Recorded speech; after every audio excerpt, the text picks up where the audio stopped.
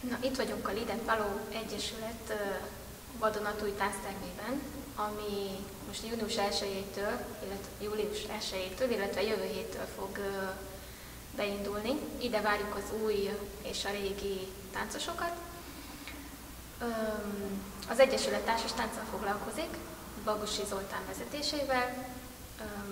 Eddig egy tornateremben tanított, amit úgy érezzük, hogy kinőtt az Egyesület már, mert egyre több diák van, versenyezni kezdtek el, nőtt a színvonal, jobb körülményeket szeretnénk biztosítani az új és régi táncosoknak. Ezért próbáltunk kialakítani egy olyan termet, ahol megfelelőbb és hatékonyabb szintű oktatást lehet megvalósítani.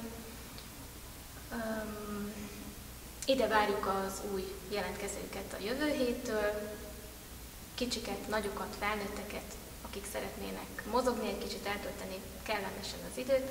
A kicsiket egészen komolyan is oktatjuk majd, úgymond, tehát versenyszerűen úgy értem. Társas táncot lehet tanulni, soroljam el a táncokat.